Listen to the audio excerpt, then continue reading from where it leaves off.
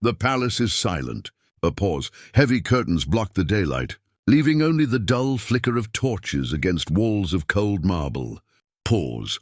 The corridors are lined with guards who do not speak, servants who dare not breathe too loudly. Pause. Behind a carved wooden door, in a chamber heavy with incense and despair, lies a boy who should have been a king. Beat, he is young, perhaps 12 or 13, but his body looks older in its suffering. Pause. His chest rises and falls in shallow, rattling gasps. His jaw juts forward at an unnatural angle. His lips struggle to close, and his swollen tongue makes every word he tries to form sound like a broken whisper. Pause.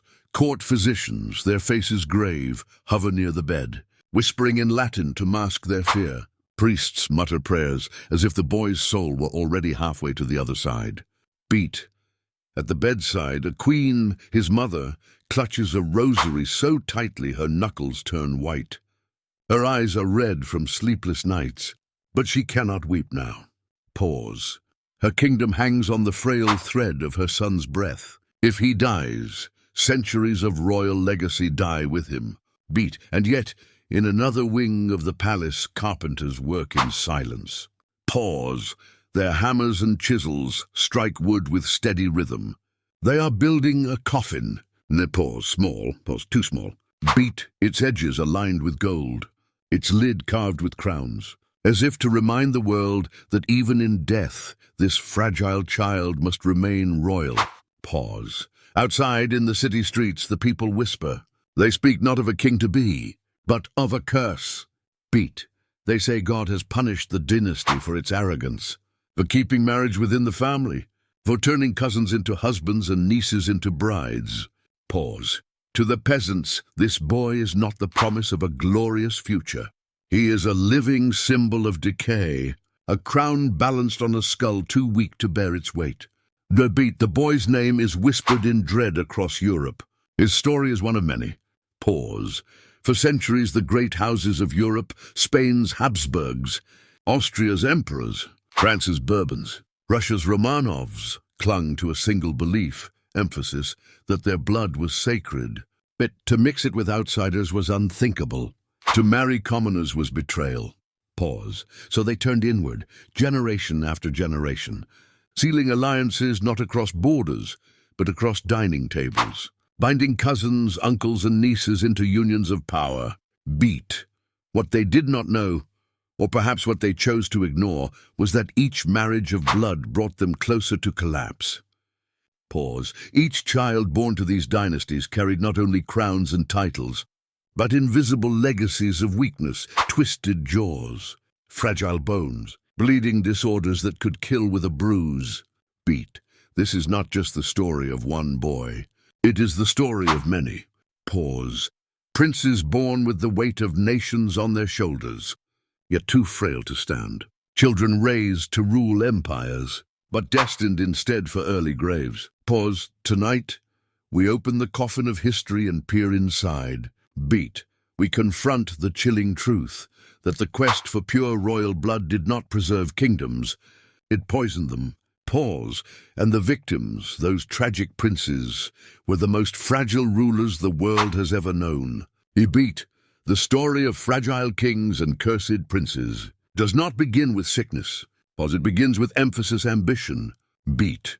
For medieval and early modern monarchs, blood was more than biology, it was destiny. Pause.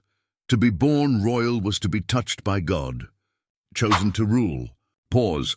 But that divine right was fragile. If their blood mixed too freely with outsiders, merchants, nobles of lesser rank, or heaven forbid, peasants, the magic would be lost. Beat. A king's authority, they believed, flowed directly from lineage. And so, to keep that lineage unbroken, they turned to the most dangerous solution of all, each other. Beat. In castles and courts across Europe, royal children were not raised as individuals with futures of their own. They were pawns, bargaining chips in a never-ending game of power. Pause. A prince's bride might be chosen before he could even walk. A princess's fate might be sealed before she could speak. A pause. And more often than not, the bride and groom already shared a grandmother, an uncle, or a cousin. Beat, take the powerful Habsburg dynasty, which for centuries ruled much of Europe, from the mountains of Austria to the golden palaces of Spain. Pause. Their motto was chilling in its honesty. Emphasis. Let others wage war. You happy Austria marry. Beat. For them, war was unnecessary when a bloodline could conquer. A treaty sealed with a wedding was safer, cheaper, and permanent. But the cost of this strategy was written on the faces of their children. Beat. From generation to generation, portraits of Habsburg royals reveal a striking transformation. Chins grew longer, jaws jutted forward, lips failed to close, and eyes drooped at odd angles. Pause. By the 17th century, the so-called Habsburg jaw had become one of the most infamous symbols of royal inbreeding. Beat, it was not just cosmetic.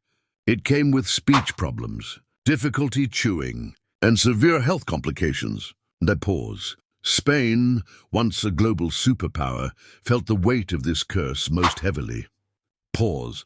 When Charles II of Spain, often remembered simply as the Bewitched, took the throne, his body was a walking testament to generations of closed bloodlines. Beat, born with an oversized tongue, underdeveloped limbs, and chronic illness, Charles could barely eat without choking. Pause. He suffered from epileptic fits, digestive disorders, and infertility. Pause. Despite marrying twice, he produced no heirs. His reign marked the collapse of Spain's once great empire. Beat, but the Habsburgs were not alone. Across Europe, other dynasties followed the same path. Pause. In France, the Bourbons risked similar unions, though often with slightly more restraint. In Russia, the Romanovs sought matches within a shrinking circle of noble houses. And in Britain, the ripple effects of cousin marriage led to the infamous spread of haemophilia, a disease that haunted Queen Victoria's descendants and bled its way into nearly every European court. Beat. To ordinary people, these weaknesses were proof of divine judgment. Pause. How could rulers who claimed to be chosen by God produce children so weak, so deformed, so fragile? Pause. Whispers of curses, witchcraft, and sin spread through villages and cities. Some even claimed the royal families were less than human, more ghost than flesh, more cursed than chosen. Beat. And yet, inside the gilded halls of palaces, the truth was more tragic than supernatural. Pause. These children were not cursed by magic.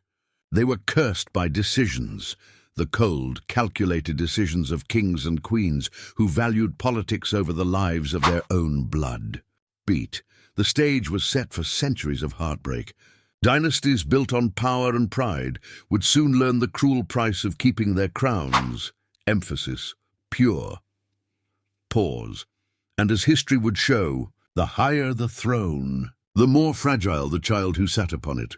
Beat. Imagine a child born into a golden cradle, wrapped in silk, and greeted by nobles bowing low.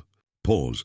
This child is told from the very first breath, you are chosen, you are sacred, you are royal. Beat. But behind the gold curtains and jeweled crowns lurk shadows no lullaby can chase away. Pause. For many of these royal infants, the blood that flowed through their veins was both their crown and their curse. Beat. The infant mortality rate among European royals was staggering. Even in palaces filled with the best physicians, rare herbs, and constant prayer, children wasted away. Pause. Fevers that commoners often survived killed princes. Coughs that peasants endured claimed princesses.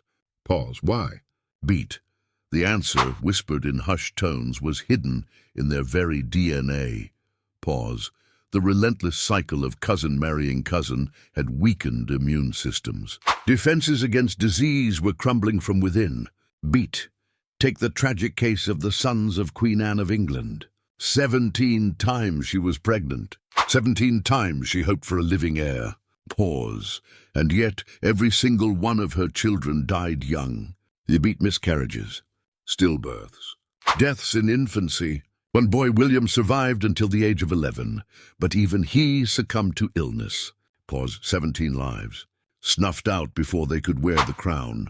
Beat. The grief nearly destroyed the queen. And with her children gone, the dynasty she fought to continue ended. Pause.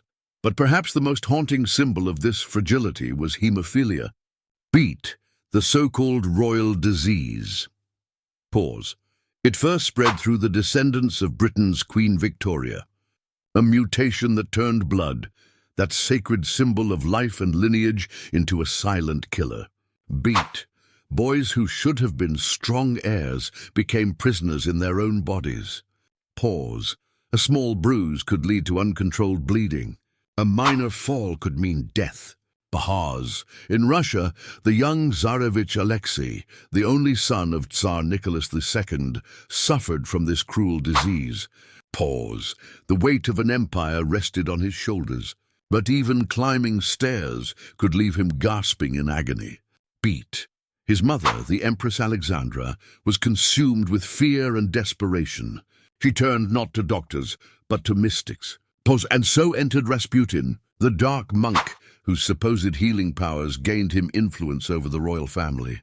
Beat. This desperation, this dependence, would become one of the cracks that brought down the entire Russian monarchy. Pause. The image of Alexei, pale and weak in bed, is perhaps the most powerful reminder royal children were not untouchable angels. They were fragile, frightened, and often doomed before they could grow. Beat. To the world they wore crowns of gold, but inside their bodies bore invisible crowns of thorns. Pause. And still, the cycle continued. Beat, because power was worth more than children. And thrones, once claimed, were never surrendered without a cost. Pause. A crown is not only worn, it is inherited. Pause. And when fathers and brothers died too young, the crown often fell onto the smallest of heads. Beat. Imagine a throne room. Marble floors, towering windows, courtiers watching every move. Pause. And at the center, not a seasoned king with battle scars, but a trembling boy, barely taller than the throne itself. Pause. History remembers many such child kings. Pause. One of the most famous, Tutankhamun of Egypt. Beat. Though centuries before the European dynasties, his story foreshadowed their fate. Born of a brother-sister union, Tutankhamun was frail, sickly, and plagued by deformities. Pause. He ruled at around 9 years old, but his reign was short. By 19, he was dead. Pause. His mummified body revealed twisted bones and disease, the scars of inbreeding. Beat. Fast forward to Europe. Pause. When King Edward VI of England inherited the throne at just 9 years old, he was described as bright, but constantly ill. Pause. Thin, pale, coughing blood. Edward was never strong enough to lead. Beat. By 15, he was gone, leaving behind not only a broken kingdom, but also the chaos of succession that would drench England in blood. Pause. France, too, was haunted by fragile boy kings. Pause. Charles VIII became king at 13. He was small, timid, and plagued with health issues. Beat. When he died young, his death sparked wars that consumed Europe for decades. Pause. Even centuries later, the pattern continued. Pause. Alfonso III of Spain was born with hemophilia, a king in name, but a patient in reality. Beat. He spent much of his life battling illness, his reign shadowed by weakness. Pause. And in Russia, the sight of young Alexei, the heir to the Romanov throne, was both heartbreaking and terrifying. Pause. Every stumble, every bruise, every cut could be fatal. Beat. His fragility did not only endanger him, it endangered an empire. Pause. Because when kings were children, it was not only their lives at risk. It was the lives of millions who depended on them. Pause. Nations hesitated, enemies plotted, and power-hungry nobles circled like wolves. Pause. A fragile king meant a fragile kingdom. Beat. And again, Europe's great dynasties gambled their future, not on strength, but on bloodlines that were already breaking. Pause. The crown was too heavy for these children, but still it was placed upon their heads. Beat. And the weight crushed not only them, but the thrones they were meant to protect. Pause. But fragility was not only a childhood curse. Pause. It followed kings into adulthood. Beat behind the armor, the jewels, the crowns, lay bodies that betrayed them. Pause. Consider Charles VI of France, known to history as Charles the Mad. Pause. He inherited the throne as a boy, but as he grew, his mind shattered. Beat. He suffered violent fits, hallucinations, and paranoia. Pause. At times he believed he was made of glass, so fragile that he might shatter at a touch. Beat. He ordered iron rods sewn into his clothes to keep from breaking. Pause. His reign became a nightmare for France. The king was alive, but unfit to rule. Pause. And so the kingdom descended into chaos, civil war, and foreign invasion. But his fragility was not his fault, but it doomed his people nonetheless. Pause. Then there was Spain's Charles II, whose body bore the legacy of generations of Habsburg inbreeding. Pause. Described as grotesque by his own courtiers. Charles could barely chew or speak. Pause. His tongue was so swollen he often choked on his own food. Pause. He suffered seizures, stomach ailments, infertility, and a mind clouded by confusion. Beat. The most powerful empire on earth collapsed under his weakness. Pause. Doctors studied him in disbelief. One wrote that Charles had the body and constitution of someone closer to death than life. Beat. His death without an heir ended centuries of Spanish Habsburg rule, and Europe erupted into the War of the Spanish Succession. Pause. Fragile kings did not suffer alone. Their weakness reshaped the world. Pause. Think of England's Henry VI, pious, gentle, but weak in body and mind. Beat. When bouts of madness struck, he could not recognize his own wife or child. Pause. His fragility opened the door to one of England's bloodiest conflicts, the Wars of the Roses. Pause. Dynasty against dynasty. Crown against crown, all because the king could not stand strong.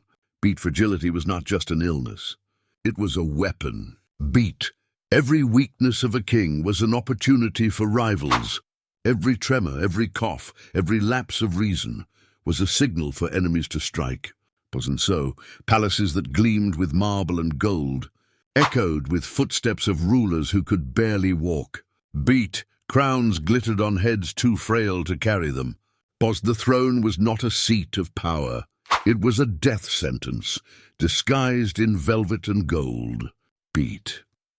For centuries, the people who lived under these fragile kings watched closely. Pause. They whispered in taverns, in marketplaces, in churches. Beat.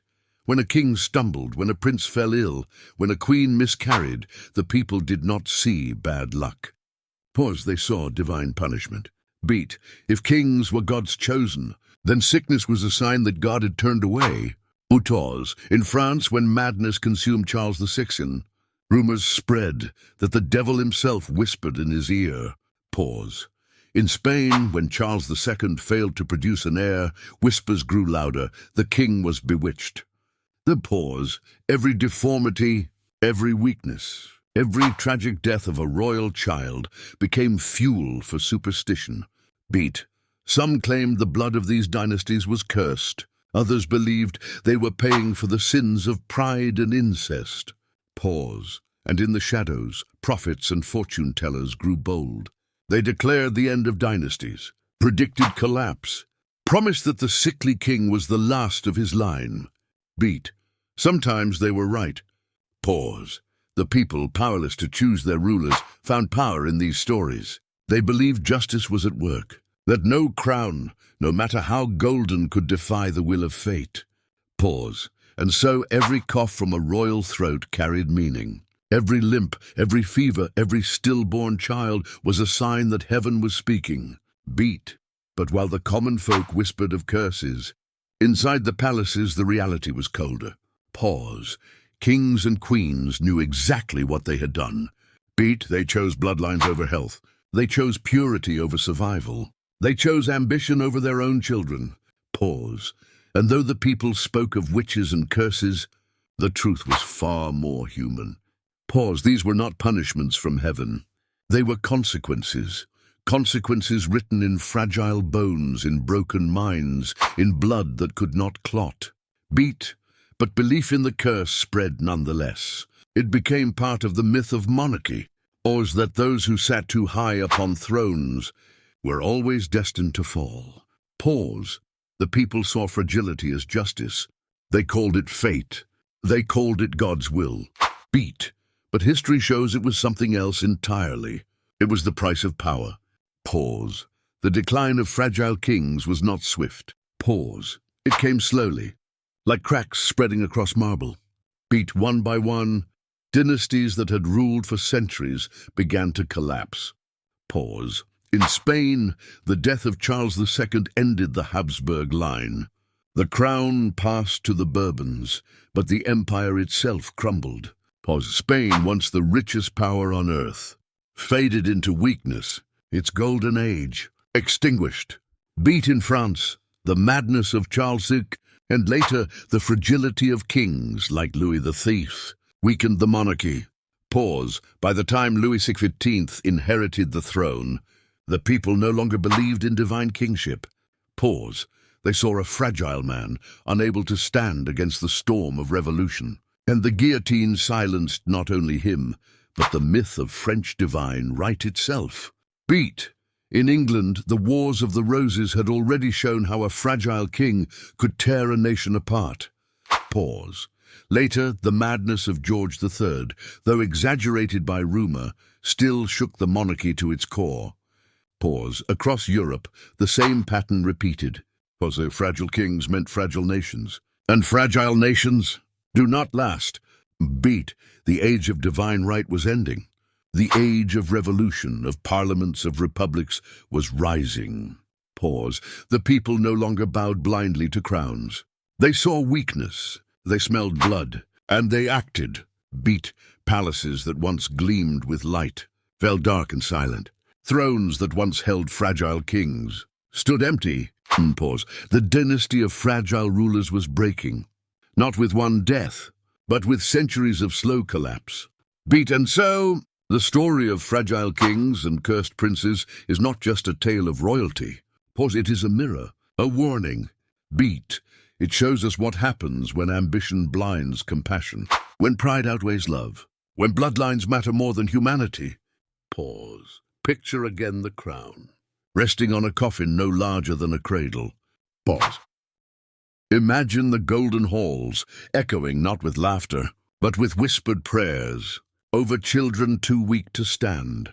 But these boys were born into palaces of gold. They were given everything except the strength to rule. Pause. They were not kings. They were victims. Victims of dynasties that chose power over their own children. Pause. Spain's Habsburgs, Russia's Romanovs, France's Bourbons, Britain's royals, all paid the price. Pause. Their empires collapsed not only on battlefields, but in sick rooms, in whispers of curses, in the fragile breaths of dying heirs. Beat. History teaches us nature cannot be bent to pride. Blood does not care for crowns. Pause. In the end, kings and peasants alike are bound by the same laws of flesh. Beat. The legacy of inbred princes remains a haunting reminder.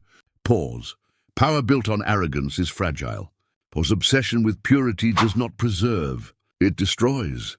Beat. And so as we step away from the echoing corridors of history, one question remains.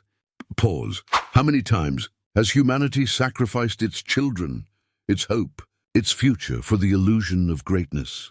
Beat. Hold.